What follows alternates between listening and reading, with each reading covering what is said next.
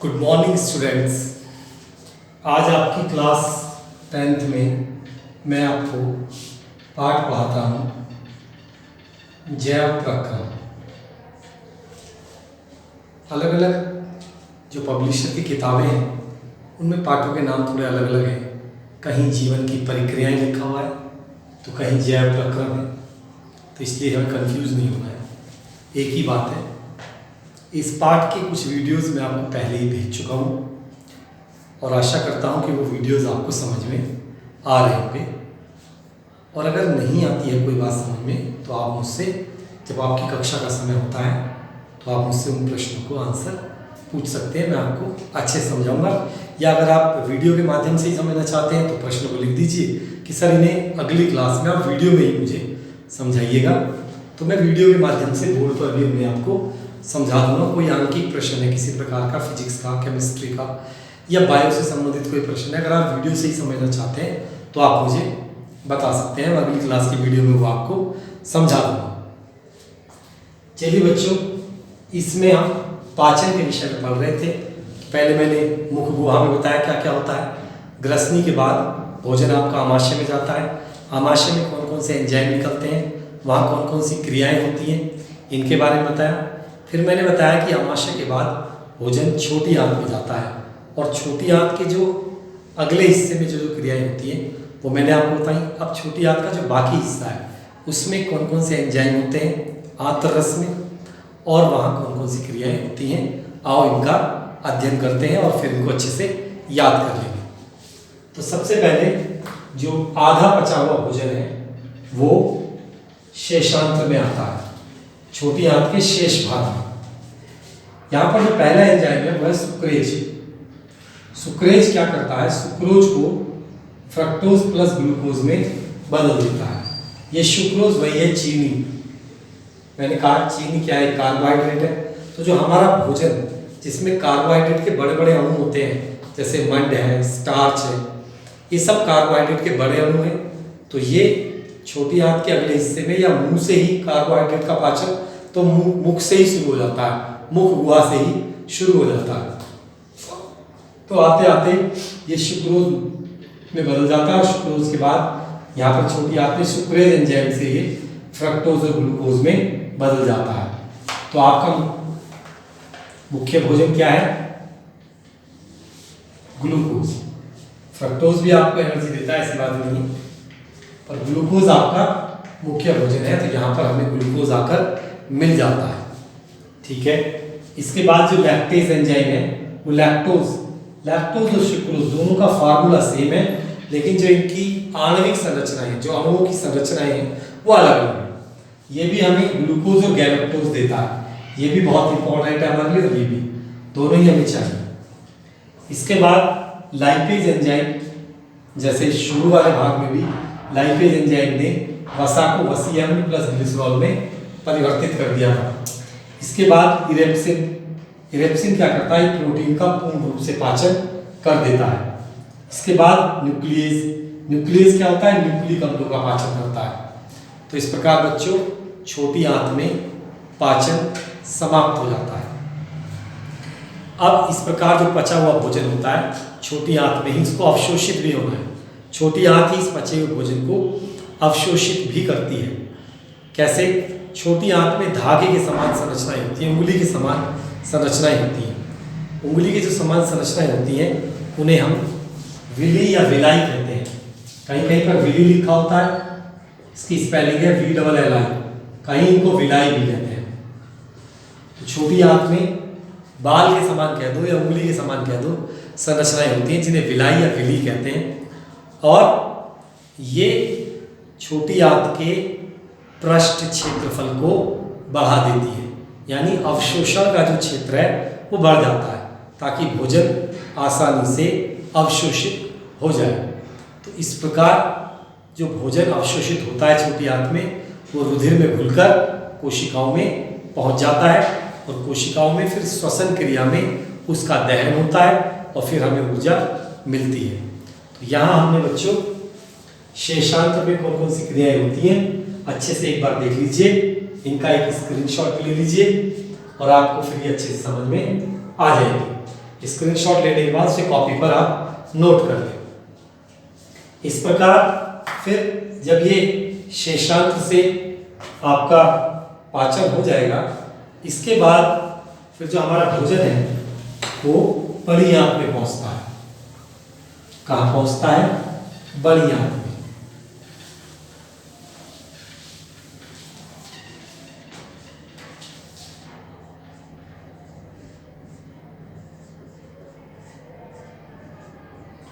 बच्चों, बड़ी आंत लंबाई में बड़ी नहीं होती। ये इसका जो मुख होता है वो चौड़ा होता है, पूरी ये चौड़े पाइप की तरह होती है। ठीक है, छोटी आंत एक पतला पाइप है, बड़ी आंत एक बड़ा पाइप है। इस तरीके से आप समझ सकते हैं। आपके स्कूल में हम आपसे पाचन तंत्र का चित्र भी बनवाएंगे जब स्कूल खुलेंगे, और अन्यथा कक्षा 10 में ये पहले से लगा हुआ है, वहाँ पर आप इन चित्रों को आसानी से देख सकते हैं। तो बच्चों, फिर इसके बाद जो पचा हुआ भोजन है वो जब आगे बढ़ता है और बड़ी आंत में पहुँचता है, तो बड़ी आंत में मुख्यतः क्या होता है? सबसे मुख्य कार्य है जल का अवशोषण। जल का अवशोषण। इस आंत में जल को अवशोषित किया जाता है। जो पचा हुआ भोजन जो काम का था वो तो अवशोषित हो गया छोटी आंत में। बाकी जो शेष बचा है भोजन, जो हमारे किसी काम का नहीं है, जिसे आप मल कहते हैं, तो उसमें से पानी अवशोषित हो जाता है बड़ी आंत में, और फिर यहाँ से जो बाकी का जो बचा हुआ भोजन होता है मल, उसे हम मलाशय में पहुँचा देते हैं, और मलाशय से फिर वो गूदा द्वार से शरीर से बाहर निकाल दिया जाता है। तो इस प्रकार बच्चों, पाचन की क्रिया के ये महत्वपूर्ण बिंदु मैंने आपको समझाए। एक लॉन्ग क्वेश्चन के ऊपर बन सकता है, ज़्यादा कठिन नहीं है। जिस प्रकार मैंने बोर्ड पर लिखकर समझाया है उसी प्रकार आप भी पेपर में उसी तरह छोटे छोटे पॉइंटों में समझा सकते हैं। टीचर समझदार होता है, वो समझ जाएगा कि बच्चा थोड़े में ही बहुत कुछ समझाना चाहता है। ज़्यादा बिना बात की कॉपी भरने से भी कुछ नहीं होता, ये भी ध्यान रखिए। ठीक है ना? अगर पूर्ण बातें आप लिख रहे हैं, चाहे आंसर थोड़ा देखने में छोटा लगे, लेकिन उसमें अगर पूर्ण बातें आ जाती हैं तो आपको पूरे नंबर दिए जाते हैं। और उन्हीं बातों को आप थोड़ा खुला खुला लिखें ताकि टीचर उन्हें अच्छे से देख पाए और फिर वो आपको आराम से नंबर दे दे। तो बच्चों, ये मैंने आपको पाचन क्रिया पढ़ाई है। पाचन क्रिया पूर्ण हो गई है। इसके बाद अब हम एक और महत्वपूर्ण क्रिया पढ़ेंगे जिसका नाम है श्वसन। तो आइए उसके कुछ टॉपिक देखते हैं, लेकिन पहले जो मैंने आपको पढ़ाया था उसको आप सारा एक बार रिवाइज करें और अच्छे से देखें। तो मैं आपको पढ़ाता हूँ श्वसन।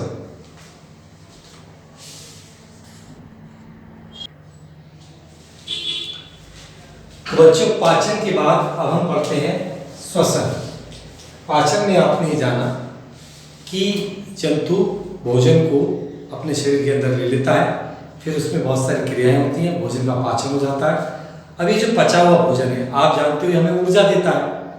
तो किस प्रकार ये हमें ऊर्जा देता है, क्या होता है हमारे शरीर के अंदर, ये सब हम जानेंगे श्वसन में। तो श्वसन क्रिया में भोजन से हमें ऊर्जा प्राप्त होती है। इसका एक छोटा सा संक्षिप्त वर्णन मैं अभी करूंगा और विस्तार पूर्वक मैं आपको अगली कक्षा में इसे पढ़ाऊंगा। तो चलिए पढ़ते हैं भोजन का दहन यानी श्वसन।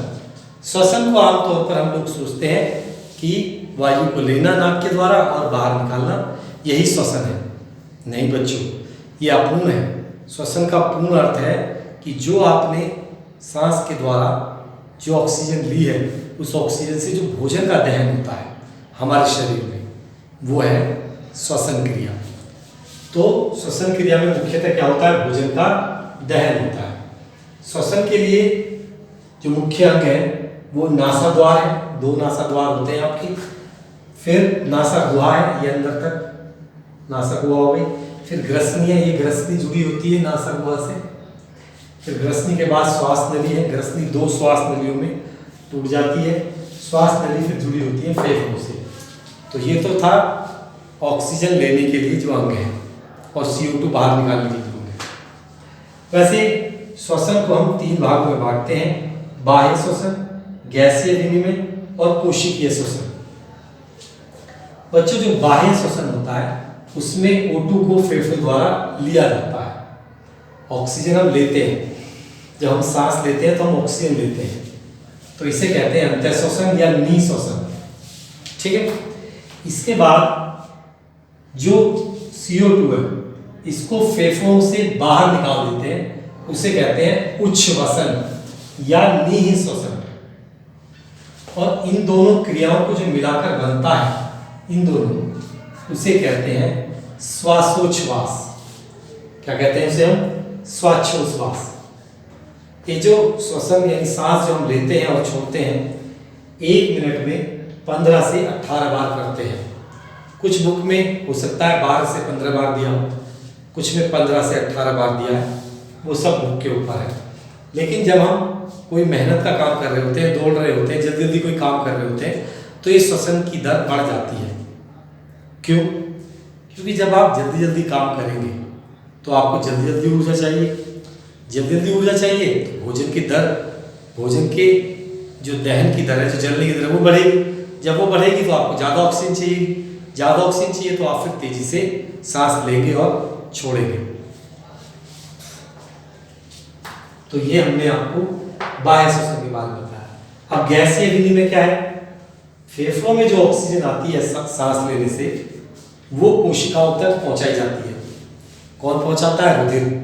रुधिर में घुलकर हीमोग्लोबिन रुधिर को पकड़ लेता है, उसको ऑक्सीजन को पकड़ लेता है, जो लाल रुधिर कणिकाओं में पाया जाता है, और कोशिकाओं तक ले जाता है। फिर वहां दहन होता है, फिर वहां कार्बन डाइऑक्साइड निकलती है, तो CO2 का कोशिकाओं से फेफड़ों तक जो वापस आना है, उसको हम दोनों को कहते हैं गैसीय विनिमय, गैसों का आदान प्रदान। अब कोशिकीय श्वसन क्या है? जो मुख्य है वो ग्लूकोज, जो अभी पाचन में जो ग्लूकोज बना था, ऑक्सीजन उसको जलाती है, उसको दहन करती है उसका। और जब ग्लूकोज का दहन होता है तो कार्बन डाइऑक्साइड, जल और ऊर्जा मिलते हैं। तो कार्बन डाइऑक्साइड तो बाहर निकाल देते हैं, गैस है, जल और ऊर्जा हमारे काम में आ जाती है। तो इस प्रकार बच्चों, आपने एक और शरीर से जुड़ी क्रिया के बारे में एक छोटा सा परिचय दिया। इसमें मैंने आपको श्वसन पढ़ाया है। श्वसन में मुख्यतः क्या क्या होता है, कौन कौन से अंग कार्य करते हैं, ये इतना तो आपने छोटी क्लास में पढ़ा होगा। नहीं पढ़ा तो मैं बता देता हूँ, कक्षा 7 में बहुत अच्छे से इसको समझाया हुआ है, आसान पदों में। अगर आपको किसी प्रकार से इधर उधर जाना नहीं है, किसी प्रकार से कक्षा 7 की किताब मिल जाती है तो बहुत अच्छी रहेगी। कक्षा 7 से आप श्वसन पढ़ सकते हैं, उसमें बहुत आसान तरीकों में दिया हुआ है। और उसमें ये भी दिया हुआ है कि जो श्वसन अंग है वो सभी जानवरों में एक जैसे, या जंतुओं में या मनुष्य में एक जैसे नहीं होते। पेड़ों में श्वसन अंग अलग होते हैं, मनुष्य में श्वसन अंग फेफड़े हैं, कुछ और जंतुओं में फेफड़े होते हैं। जो पानी में रहते हैं जंतु, उनमें गिल्स होते हैं। जो मिट्टी के अंदर रहते हैं उनमें कुछ और होता है। तो इसी प्रकार आप जंतुओं में विभिन्न अंगों के बारे में भी वहाँ उस पाठ में जान सकते हैं। नहीं तो मैं आपको कल बताऊंगा ही बताऊंगा। और अगर आप पहले पढ़ के जानना चाहते हैं, एक अपनी नॉलेज बनाना चाहते हैं, तो वहाँ से वो देख सकते हैं। तो इस प्रकार बच्चों, मैंने आपको आज पाचन का अंतिम भाग बताया और आज एक और नई क्रिया शुरू की है, श्वसन। तो इस क्रिया में जो मुख्य पद है वो मैंने आपके सामने लिख दिए हैं। अगर शॉर्ट में आता है 1 या 2 नंबर का तो आप इतना ही लिख सकते हैं, इससे आपको 1 या 2 नंबर मिल जाएंगे। लेकिन यदि 5 नंबर का आता है तो फिर हमें इसे विस्तार पूर्वक पढ़ना होगा। तो विस्तार पूर्वक मैं आपको कल पढ़ाऊंगा, आज आप सिर्फ इतना ही पढ़ लीजिए। इसका चाहे तो आप एक स्क्रीनशॉट ले सकते हैं और आप इसे अच्छे से याद करके अपने 1 या 2 नंबर पक्के कर सकते हैं। मैं सामने से हट गया हूँ, इसका आप स्क्रीनशॉट लेकर कॉपी में आप इसको लिख सकते हैं। तो बच्चों, इस तरीके से हमने आपको आज श्वसन प्रारंभ कर दिया है। तो बच्चों, मैं फिर बार बार वही कहता हूँ, मेरे वीडियोस को बार बार देखें ताकि आपको अच्छे से याद ही हो जाए पाठ। और जब याद हो जाए तो एक बार लिख के जरूर देखें। जो स्क्रीनशॉट आपने खींचा है उससे मिलाएं, फिर जो छूट जाता है आपका उसे आप अच्छे से याद कर लें। बस इतनी सी बात है और आपको सब कुछ अच्छे से याद होने लगेगा। बस ध्यान रखें, मन लगा के पढ़ना है, गंभीर होकर पढ़ना है, सीरियस होकर पढ़ना है, क्योंकि आपको कुछ बनना है एक दिन। ये अगर आप अपने दिमाग में रखोगे कि मुझे कुछ एक दिन बनना है और अपना सपना हर हालत में पूरा करना है, तो पढ़ाई में आपका बहुत मन लगेगा, पढ़ाई से बिल्कुल भी आप दूर नहीं भागोगे। तो बच्चों, इन्हीं शब्दों के साथ आपका दिन शुभ हो। नमस्कार, धन्यवाद।